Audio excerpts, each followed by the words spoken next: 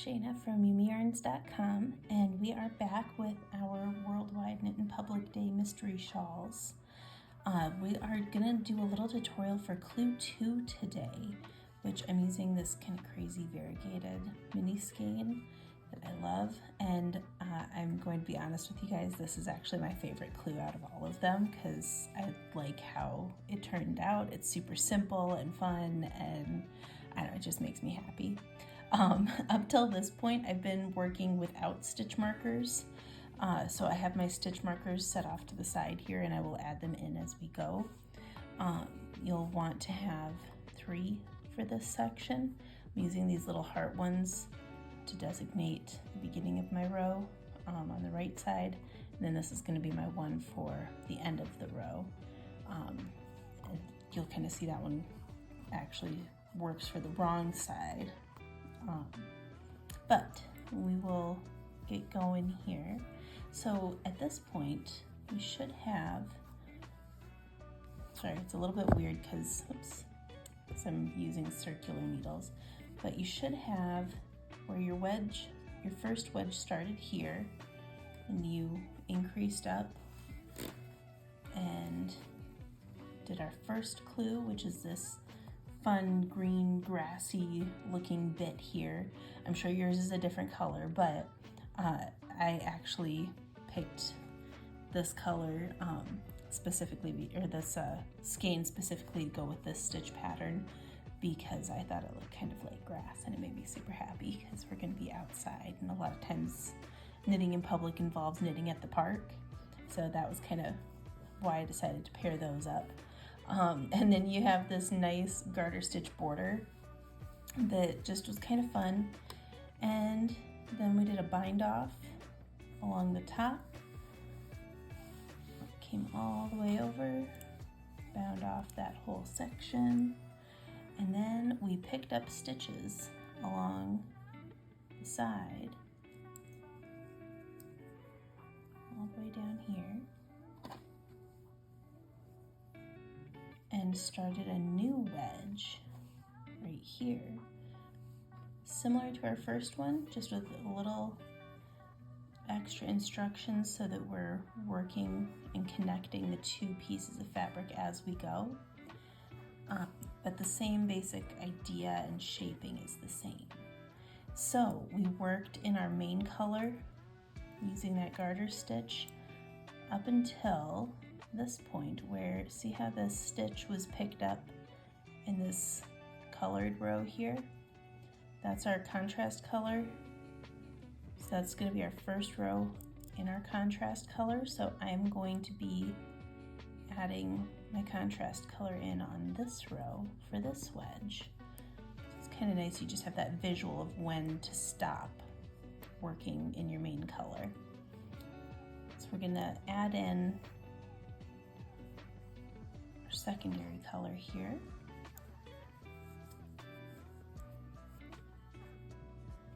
And like I said before, I usually wait to do any tying or weaving or anything until after I've done the first row or 2 with stuff like this. So I'm going to bring my yarn to the back, and I slipped that first stitch. Believe your instructions will tell you, to put a marker here. So we're going to put our first grain marker here, and then we're going to knit front and back into that stitch, and we're just going to kind of let these tails hang out here and do what they want. And then we are going, just adjusting a little bit here, we're going to place another marker because this is actually where our patterning starts. This is kind of our increase section here, and then this is our joining section here where we're joining. That's why you have 2 markers so close together. And then we're just going to work in pattern across the needles to the last 2 stitches. And once we have 2 stitches left on the left needle, then we'll add in this 3rd marker and knit those last 2 stitches, turn, and go from there. So this first row, and actually the first 3 rows of this clue, are really super simple. We're just going to knit. So it's going to feel very similar to what you've been doing. So since I've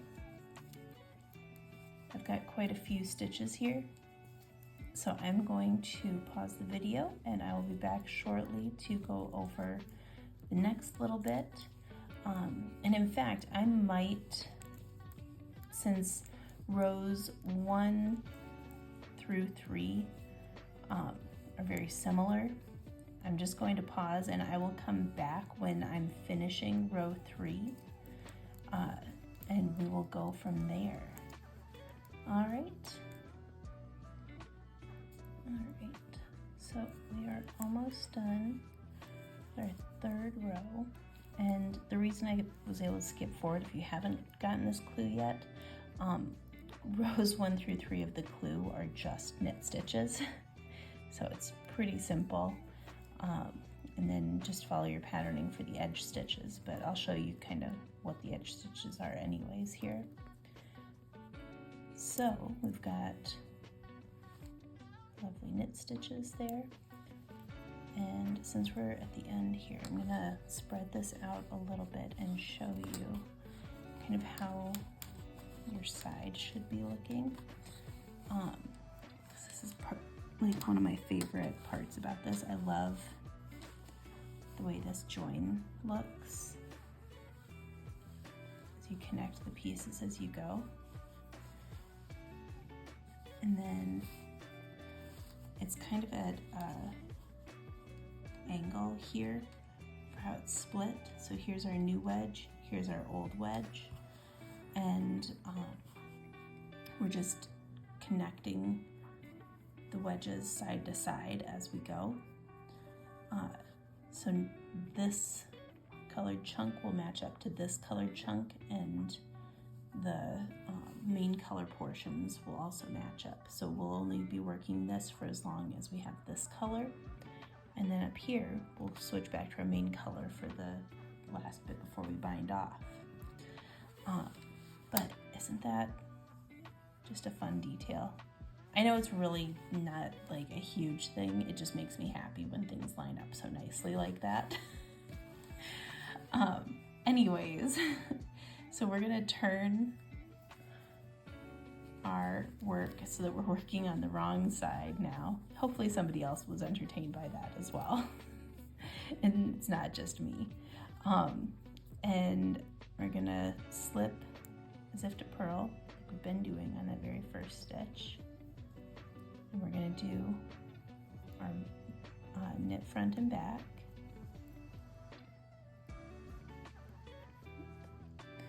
I'm using very sharp needles because it's what I had available, and they're extra super sharp, so sometimes they're very good at splitting my yarn.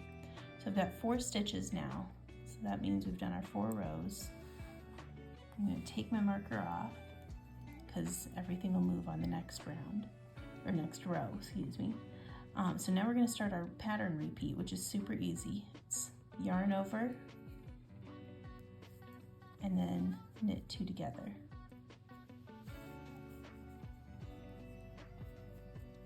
And you just repeat that.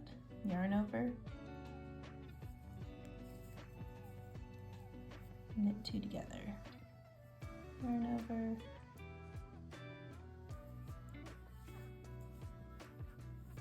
knit 2 together. And we're just going to keep repeating that all the way across to our next stitch marker, and I will meet you back there.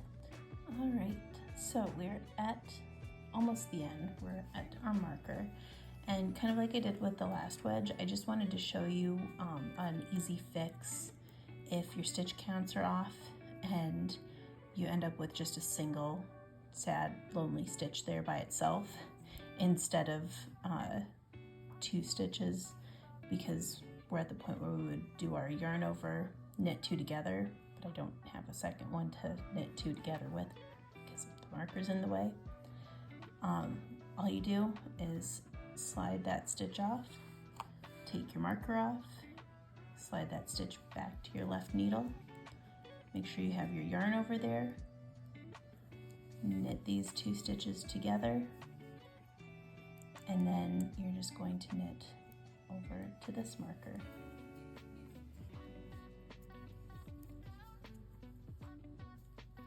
Take that one off. We're going to knit these 2 together because we have 1 stitch from the new wedge, 1 stitch from the old wedge, and you can kind of tell too. You can see there's a little gap between where we picked up the stitch and then the new wedge. We're just going to knit those 2 together, and then we'll start our next row. And since it's the start of another row 1 of our 4-row repeat, we're going to slip. We're going to put our marker back on. I'm going to knit front and back.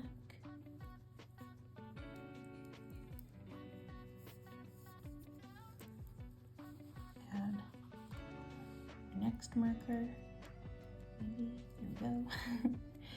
And go right back into working row 1 of our clue 2 patterning, which rows 1 through 3 is just knitting. Super easy. And we'll just keep right on going. And like I said before, you just keep repeating rows 1 through 4, your contrast color, the whole length of this contrast color section. Once you get up here where this is your last row of your colored section, once you knit this stitch together with the new wedge, you know it's time to change yarns, because the next row you're going to want to have connecting to your main color, so you'll want to have your main color on there. Hopefully that all makes sense. Hopefully you're having fun and enjoying Mystery Knit Along so far.